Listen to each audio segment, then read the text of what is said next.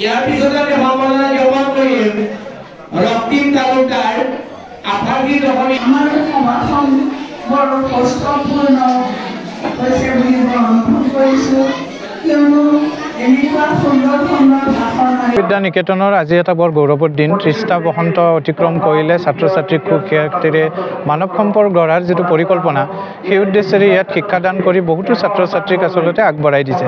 আজি এই শুভক্ষণত মই উপস্থিত থাকি নিজকে ধন্য মানিছোঁ যে এনেকুৱা এটা প্ৰতিষ্ঠানত অন্তত আজিৰ দিনটোত মই ইয়াত ছাত্ৰ ছাত্ৰী তথা শিক্ষক শিক্ষয়িত্ৰীকে ধৰি বিভিন্ন অতিথিয়ে ইয়াত উপস্থিত হৈছে তেখেতসকলৰ লগত মত বিনিময় কৰাৰ এটা সুবিধা পাইছোঁ। আজি এই অনুষ্ঠানটোত মই এটা অনুৰোধ জনাইছোঁ আনুষ্ঠানিকভাৱে নিৰ্দিষ্ট বক্তা হিচাপে কৈছোঁ মই যে আচলতে এখন আৱাসিক বিদ্যালয় আমাৰ বৰকৈ প্ৰয়োজন হৈছে। ইয়াত যদি আমি ছাত্ৰ ছাত্ৰীক ৰাখিব পৰা ব্যৱস্থা এটা হয় মই তেখেতসকলক অনুৰোধ জনাইছোঁ পৰিচালনা সমিতিক অসমৰ কাৰণে এটা ইতিহাস হওক যে শংকৰদেৱ নিকেতনৰ এটা এক আৱাসিক ব্যৱস্থা থাকিব।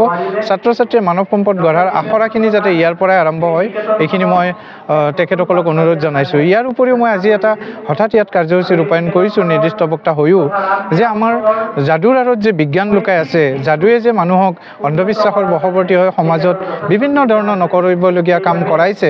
উত্তৰ পূৰ্বাঞ্চলত বিশেষকৈ আমাৰ অসমকে ধৰি অন্ধবিশ্বাসৰ বশৱৰ্তী হৈ বহু ঘটনা ঘটিছে, ডাইনী হত্যাৰ পৰা আৰম্ভ কৰি এইবিলাক নিৰ্মূল কৰিবৰ কাৰণে আমি সভা সমিতিত ভাষণ দিয়াৰ উপৰিও ছাত্ৰ ছাত্ৰীসকলৰ মাজত যাদু মানেনো কি ব্যৱহাৰিক দিশত আজি মই ইয়াত এখন ৰুমালত লাইটাৰেৰে জুই লগাই দেখুৱাইছোঁ যে ৰুমালখন জ্বলি যোৱা নাই। আচলতে এইবিলাক দেখুৱাই বহুত ভণ্ড মানুহে সমাজত বিভিন্ন নকৰিবলগীয়া কাম কৰি আছে। এই অপায় অমংগলবিলাক আমি দূৰ কৰিবৰ কাৰণে যাদুৰ আঁৰত থকা বিজ্ঞান ছাত্ৰ ছাত্ৰীক জনোৱাৰ উপৰিও সমাজত জনাবৰ কাৰণে মই আজি ইয়াত প্ৰয়াস কৰিছোঁ। আৰু আজি নিৰ্দিষ্ট বক্তা হিচাপে নহয় এগৰাকী দায়িত্বশীল অভিভাৱক তথা ব্যক্তি হিচাপে ৰামদিয়া নিকেতনত উপস্থিত থাকি নিজকে গৌৰৱবোধ কৰিছোঁ।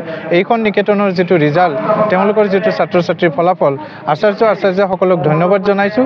তেখেতসকলে যথেষ্ট কষ্ট কৰি এই ছাত্ৰ ছাত্ৰীসকলক আগবঢ়াই নিছে। আমি জানো যে এজন বা দুজন ছাত্ৰ ছাত্ৰীৰ ঘৰত আমি পৰিচালনা কৰা শিক্ষাদান কৰা জটিল, কিন্তু তেওঁলোকে 30-40 গৰাকী ছাত্ৰ ছাত্ৰীক খুব সুন্দৰকৈ নিয়াৰিকৈ আজি ইয়াত বিভিন্ন ধৰণৰ কাৰ্যসূচী ৰূপায়ণ কৰিছে, গীত মাত আদি অনুষ্ঠান। সঁচাকৈ আজি মই ধন্য অনুভৱ কৰিছোঁ ইয়াতে উপস্থিত থাকি।